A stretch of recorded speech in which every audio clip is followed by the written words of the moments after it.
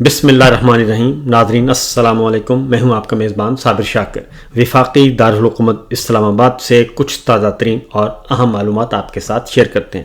میں اکثر آپ کو یہ بتاتا رہتا ہوں کہ بادشاہ سلامت کو بہت ہی سینئر اساتذہ کے اساتذہ بھی یہ مشورہ دے رہے ہیں کہ آپ زمینی حقائق کو سمجھیں اور اپنی پالیسی کو ریویو کریں، جائزہ لیں، کہاں آپ غلط ہیں، کہاں آپ صحیح ہیں، اپنی غلطیوں کو سدھاریں، کیونکہ پاکستان جو ہے وہ خدا نخواستہ تباہی کی طرف جا رہا ہے۔ اور اگر آپ نے اپنی پالیسیوں پہ نظر ثانی نہ کی اور اپنے رویے میں تبدیلی نہ لائے تو پاکستان کو شدید ترین نقصان پہنچ سکتا ہے۔ یہ نہ صرف سول بیوروکریٹس اور سینئر موسٹ بیوروکریٹس وہ یہ باتیں کر رہے ہیں، بلکہ خارجہ امور کے ماہر بھی یہی بتا رہے ہیں، اور مجھ جیسی ناچیز بھی ایسی باتیں کرتے رہتے ہیں، اور بہت سارے لوگ جو ہیں وہ کربناک اس وقت ماحول میں رہ رہے ہیں۔ اسی طریقے سے آرمی کے اندر بھی بہت ساری آوازیں اٹھ رہی ہیں، فوج کے اندر سے بھی آوازیں اٹھ رہی ہیں، اور محاذ سینئر جرنیل جو ہیں وہ بھی بادشاہ سلامت کو سمجھانے کی کوشش کر رہے ہیں کہ بادشاہ سلامت آپ اپنے رویے پر غور کریں، آپ ہمارے تجربات سے فائدہ اٹھائیں۔ ہم نے بھی اسی جنگل میں اور اسی ادارے میں اسی طریقے سے محنت کی ہے، 40 سال ہم نے گزارے ہیں، ہمارے بھی بال سفید ہو چکے ہیں۔ جو آپ جس راستے پر چل پڑے ہیں اس راستے پر تباہی ہے، اور پاکستان جو مختلف قومیتوں سے بھرپور ہے اور اس وقت بہت زیادہ عدم استحکام کا شکار ہے، اگر آپ نے طاقت کا استعمال کیا تو یہ طاقت ہمیں پہلے بھی توڑ چکی ہے اور یہ طاقت اب بھی ہمیں فنا کر دے گی۔ اس لیے اس مسئلے کا حل طاقت نہیں بلکہ بات چیت ہے، مفاہمت ہے، اور عوام کے ساتھ گہرا تعلق ہے، اور عوام کے ساتھ گہرا تعلق صرف اس صورت میں ہو سکتا ہے جب آپ آئین، قانون اور جمہوریت کو تسلیم کریں اور عوام کے حق رائے دہی کو تسلیم کریں، اظہار رائے کی آزادی کو تسلیم کریں۔ اسی طریقے سے طارق کھوسہ صاحب ہیں، سابق آئی جی ہیں اور سینئر موسٹ پوزیشن پہ رہ چکے ہیں، اور سب سے بڑھ کر یہ کہ وہ بلوچستان کے انسپیکٹر جنرل آف پولیس رہ چکے ہیں، یعنی کہ بلوچستان پولیس کے سربراہ۔ اور نہ صرف وہ سربراہ رہے بلکہ انہوں نے بطور ایس پی نواب اکبر بگٹی کے ساتھ بھی معاملات طے کیے۔ انہوں نے آج ایک کالم لکھا ہے، آرٹیکل ڈان اخبار میں شائع ہوا ہے، اس کے کچھ حصے میں آپ کو بتانا چاہ رہا ہوں، وہ ذرا سنیے گا، غور کیجیے گا، اور ہم یہ بھی کہیں گے کہ یہ آرٹیکل بادشاہ سلامت ضرور پڑھیں اور ضرور سنیں، لیکن اور ٹھنڈے دل سے اور ٹھنڈا پانی پی کر، غصے میں نہیں، بلکہ اگر انہوں نے اس کو نیگیٹو لیا تو پھر مزید تباہی ہے۔ اگر انہوں نے ٹھنڈا پانی پی کر اور اچھے ماحول میں اس آرٹیکل پر غور کیا، اس کے اندر جو حقائق بیان کیے ہیں اس پہ عمل کیا، تو یقیناً پاکستان کے لیے بہتری ہو سکتی ہے۔ طارق کھوسہ صاحب لکھتے ہیں کہ ہارڈر سٹیٹ بننے کے بجائے، کیونکہ ہارڈ سٹیٹ کا ایک تصور دیا ہے، تو ہارڈر سٹیٹ بننے کے بجائے ہم اس ہارڈ ٹروتھ کا سامنا کیوں نہیں کرتے کہ ایک سیاسی نظام جسے وسیع پیمانے پر غیر قانونی سمجھا جاتا ہے، اور اسٹیبلشمنٹ اور ڈیپ سٹیٹ کی حمایت یافتہ ریاست کبھی بھی شہریوں کا اعتماد حاصل نہیں کر سکتی۔ فصل کا قانون ناقابل تغیر ہے، یعنی ہم ہمیشہ وہی کاٹیں گے جو ہم بوتے ہیں، نہ زیادہ نہ کم۔ اس طرح انصاف کا قانون بھی ناقابل تسخیر ہے، اور ہم اپنے آپ کو درست اصولوں کے ساتھ جتنا قریب رکھیں گے بحیثیت قوم، ہماری قسمت اتنی ہی بہتر ہوگی۔ اس کا حل بیلٹ باکس میں ہے، یہ ہماری بہترین امید ہے۔ برداشت کی حد ہوتی ہے، بیلٹ اور بلٹ کا مقابلہ کبھی بھی نہیں کیا جا سکتا۔ شفاقانہ کنٹرول کے موجودہ مسئلے کے ساتھ ہماری قسمت پر مہر لگ گئی ہے۔ یہ شکاری ماحول ہی تشدد کا باعث بن سکتا ہے۔ بلوچستان غم کی دھند میں اتر گیا ہے۔ صوبے کا ویران اور وسیع خطہ ایک زندہ جہنم میں تبدیل ہو چکا ہے۔ غور کیجئے کہ بلوچستان غم کی دھند میں اتر گیا ہے۔ صوبے کا ویران اور وسیع خطہ ایک زندہ جہنم میں تبدیل ہو چکا ہے۔ عدم مساوات، ناانصافی، سماجی اور اقتصادی بگاڑ اور حقوق اور انصاف کی خلاف ورزیاں ہیں۔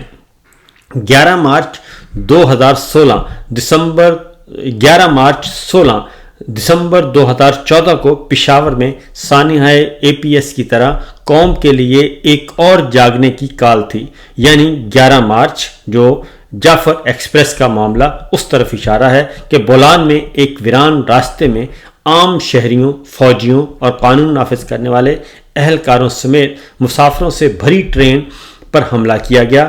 غیر مسلح مسافروں کو یرغمال بنایا گیا اور زیادہ تر پنجاب سے تعلق رکھنے والوں کو شناخت کر کے قتل کر دیا گیا۔ یہ واقعہ ماضی قریب میں اپنی نوعیت کا سب سے سفاکانہ واقعہ تھا۔ خاص طور پر گزشتہ چند سالوں میں بلوچستان میں عسکریت پسندی اور تشدد میں اضافہ ہوا ہے۔ شورش کا موجودہ دور 2003 میں، یہ غور طلب بات ہے کہ طارق کھوسہ صاحب کہتے ہیں کہ شورش کا موجودہ دور 2003 میں سوئی میں ایک فوجی افسر کی طرف سے ایک خاتون ڈاکٹر کے ساتھ زیادتی کے الزام کے ساتھ شروع ہونے کے بعد سے اب تک سب سے طویل ہے، اور نواب اکبر بگٹی اور اس وقت کے آرمی چیف جنرل مشرف کے درمیان 2005 میں کوہلو کے قریب ایک راکٹ حملے اور 25 اگست 2006 کو کوہلو کے قریب ایک غار میں بگٹی کی المناک موت کے نتیجے میں پیدا ہونے والا تناؤ مزید بڑھ گیا۔ وہ سوئی سے اسلام آباد جانے کے لیے جہاز میں سوار ہونے کے لیے تیار تھے کہ اچانک موڈ تبدیل ہو گیا۔ بلوچستان کا ویران اور وسیع و عریض علاقہ ایک زندہ جہنم بن چکا ہے۔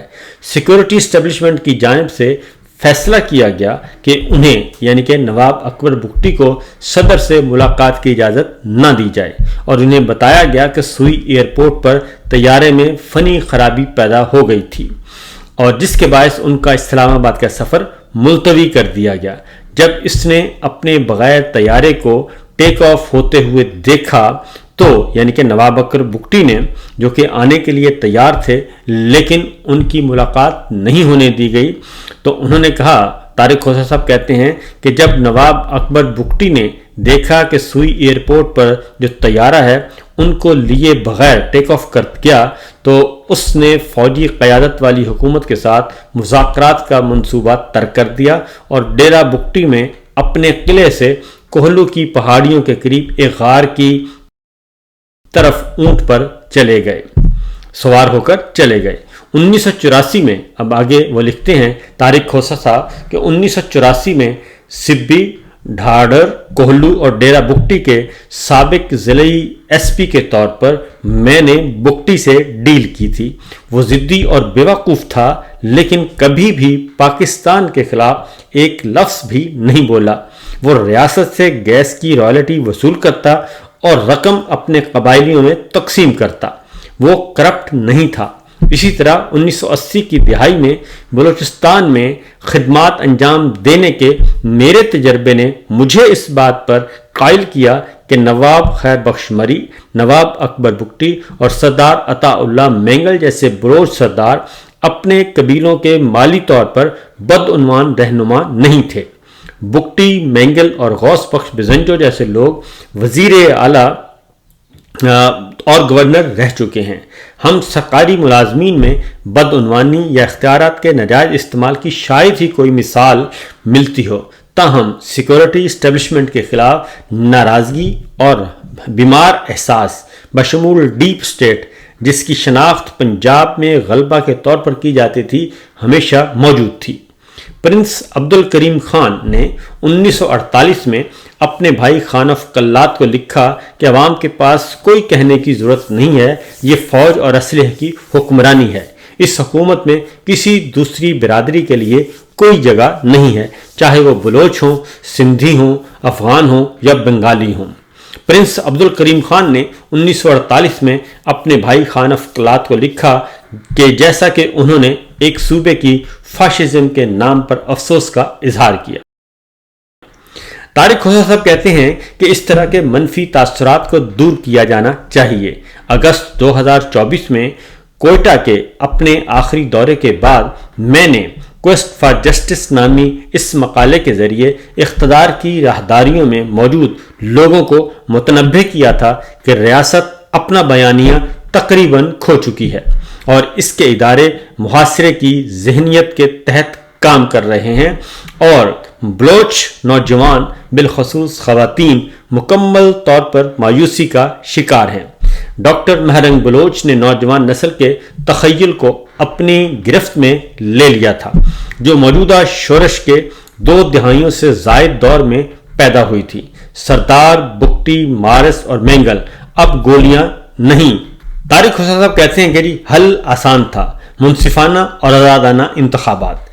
جن لوگوں نے 8 فروری 2024 کو قومی انتخابات میں حصہ لیا تھا وہ ریاست پاکستان کے خلاف نہیں تھے، وہ بیلٹ اور گولی کے درمیان واضح فرق کا انتخاب کر کے حل کا حصہ بننا چاہتے تھے۔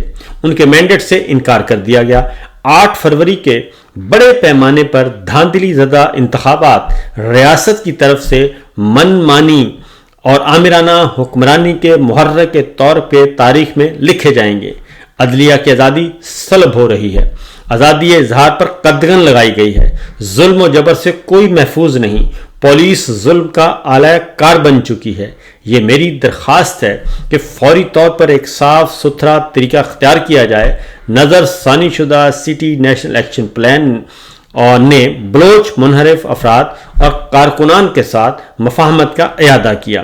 BLA، BLF اور BRA جیسے کلعدم گروپوں کے عسکریت پسندوں کے ساتھ نہیں۔ مرکزی دھارے کی سیاسی جماعتوں بشمول پاکستان پیپلز پارٹی، مسلم لیگ نواز، پاکستان تحریک انصاف اور JUI کی قیادت کو چاہیے کہ وہ بلوچستان کے مایوس سیاستدانوں کے ساتھ تعمیری انداز میں بات چیت کریں، جو آئینی فریم ورک کے اندر حل چاہتے ہیں۔ دوسرا یہ کہ اختر مینگل کی سربراہی میں اسلام آباد ہائی کورٹ کے لاپتہ افراد کی کمیشن کی سفارشات پر فوری عمل درآمد کیا جائے۔ تیسرا یہ کہ صوبے کے معاشی، سیکورٹی اور گورننس اور ترقیاتی چیلنجز سے متعلق سفارشات دینے کے لیے حکومت کی جانب سے پیشہ ورانہ افراد کے ایک پالیسی گروپ کے فعال کرنا چاہیے۔ اس بات پر زور دینا ضروری ہے چاہے موجودہ حکمران اشرافیہ میں سے کوئی بھی ان تجاویز پر توجہ نہ دے۔ لیوسٹن کے الفاظ معنی خیز ہیں، یہ کمزور لوگ ہیں جو ظالم ہیں، یہ کمزور لوگ ہیں جو ظالم ہیں۔ نرمی کی امید صرف طاقتور سے کی جا سکتی ہے۔ ہمیں اپنے حکمرانوں کے طور پر مضبوط حضرات اور دیانتدار خواتین کی ضرورت ہے جو قانون کی حکمرانی کو برقرار رکھ سکیں۔ انہیں منصفانہ اور آزادانہ عمل کے ذریعے نئے سرے سے منتخب کیا جائے۔ یہ طارق کھوسا صاحب نے ایک مضمون لکھا ہے، آرٹیکل لکھا ہے، اور اس کا ایک ایک لفظ جو ہے وہ غور طلب ہے، اور خاص طور پہ یہ آرٹیکل اس لیے بھی اہم ہے کہ بہت ساری باتیں وہ خود ڈیل کر چکے ہیں اور بلوچستان کے IG رہ چکے ہیں اور کئی اضلاع میں وہ بطور SP بھی رہ چکے ہیں۔ جب اتنا کچھ جاننے کے باوجود انہوں نے اپنے تجربے کا نچوڑ بتایا، اور جس خاتون زیادتی کا ذکر پرویز مشرف صاحب کے دور میں کیا گیا وہ ایک بہت بڑا اسکیم تھا اور بہت بڑا اسکینڈل بنا، لیکن انصاف نہیں ملا۔ تو جناب یہ ہے سچویشن، یہ ہے صورتحال بلوچستان کی۔ لیکن ہم کیا کر رہے ہیں؟ ہم اس وقت بھی یہ کر رہے ہیں کہ سارے کا سارا ملبہ ہم اپنی غلطیوں کو سدھارنے کے بجائے سارے کا سارا ملبہ ہم دوسری سائڈ پہ ڈال رہے ہیں اور یہ کہہ رہے ہیں کہ یہ سب کچھ سرحد پار سے ہو رہا ہے۔ یہ بالکل درست ہے، اور اس میں ایک پورشن یہ موجود ہے کہ سرحد پار سے ان کو سپورٹ حاصل ہے۔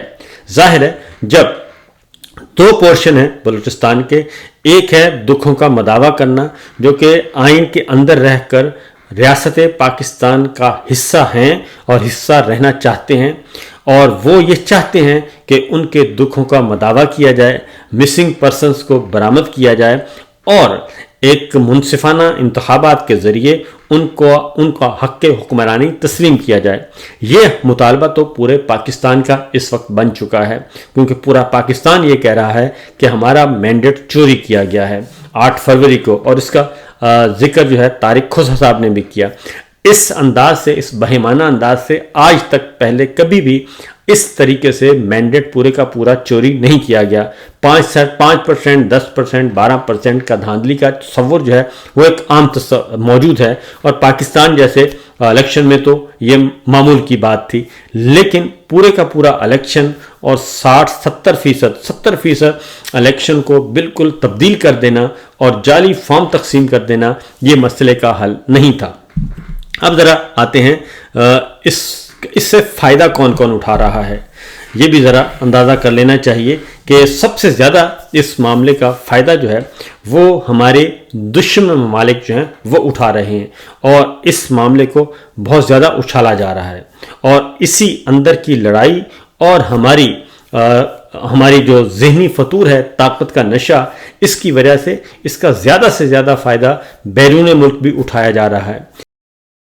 یہ کبھی سوشل میڈیا پہ ڈال دیا جاتا ہے، کبھی ڈیجیٹل میڈیا پہ ڈال دیا جاتا ہے، اور کبھی ڈال دیا جاتا ہے الیکٹرانک میڈیا پہ، کبھی پرنٹ میڈیا پہ، اور کبھی کہا جاتا ہے کہ یہ جناب دہشت گردوں کا کام ہے، یہ انڈیا کا کام ہے، یہ افغانستان کا کام ہے۔ ایسا نہیں ہے، ان میں ہو سکتا ہے سب کا تھوڑا تھوڑا حصہ موجود ہو، لیکن اس کا جو میجورٹی، اس کا میجر جنگ ہے، میجر پورشن ہے، وہ طارق خزہ صاحب نے جو لکھا ہے وہ وہی ہے۔ اور یہ صرف آپ کو، بادشاہ سلامت کو، یہ صرف طارق خزہ صاحب نے نہیں کہا، بلکہ ان کو میں ایک ریپیٹ کر دیتا ہوں کہ ان سے ملاقات، پہلے خط لکھا گیا ان کو کہ جناب حضور والا یہ جو کچھ آپ کر رہے ہیں یہ درست نہیں ہے، اور ملاقات کے لیے وقت مانگا، ملاقات کے لیے وقت نہیں دیا گیا۔ پھر 3 سینئر موسٹ جرنیل ایک اور موقع پہ ملے اور انہیں کہا کہ ہم نے آپ کو خط لکھا تھا، لیکن انہوں نے کہا کہ یہ وہ ادارہ نہیں، یہ وہ فوج نہیں جو آپ چھوڑ کر گئے تھے، یہ نئے تقاضوں کی فوج ہے اور نئی سوچ ہے، اور انہوں نے بات سننے سے انکار کر دیا۔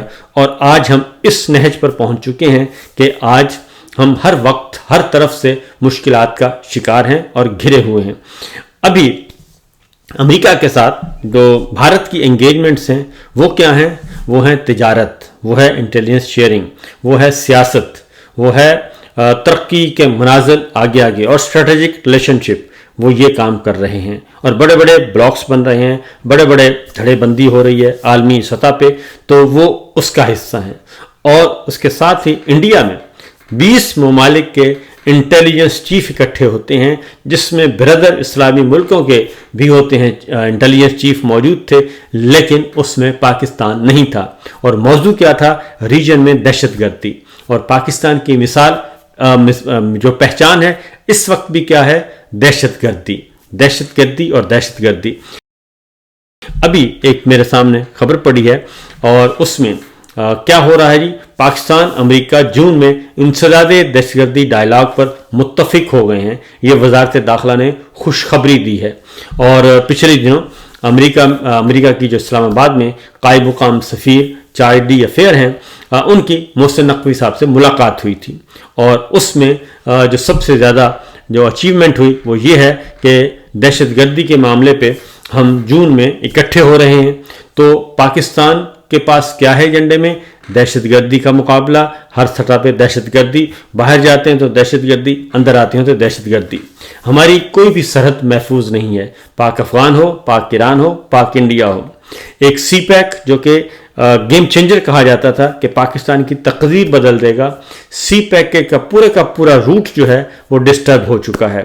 ادھر سے گلگت بلتستان سے لے کر خیبر پختونخوا، بلوچستان، اور آگے جاتا ہے، داخل ہوتا ہے گوادر کی طرف، گوادر سے آگے، تو یہ پورے کا پورا روٹ جو ہے وہ ڈسٹرب ہو چکا ہے، اور کوئی پرسان حال نہیں ہے۔ اور اس وقت جو اقتدار کے ایوانوں میں، بلکہ اقتدار کی راہداریوں میں، خفیہ راہداریوں میں جو بات ہو رہی ہے وہ یہی ہے کہ جناب امریکہ کے ساتھ، برطانیہ کے ساتھ، مغربی ملکوں کے ساتھ جو انگیجمنٹ چل رہی ہے، اور اس میں مکہ کا سلسلہ ہے، وہ یہ ہے کہ سی پیک کو چھوڑ دیں اور ہمیں قبول کر لیں۔ یہ سب کچھ ہو رہا ہے، اور اسرائیل کو تسلیم کر لیں، اور ہم سب آپ کے ساتھ ہیں. تو اس طرح کی باتیں ہو رہی ہیں. کشمیر پہ ہم پہلے ہی سودے بازی کر چکے ہیں، تو ہم کس طرف جا رہے ہیں یہ غور آپ خود کیجئے. فی الوقت اتنا ہی، اجازت دیجئے. اللہ حافظ.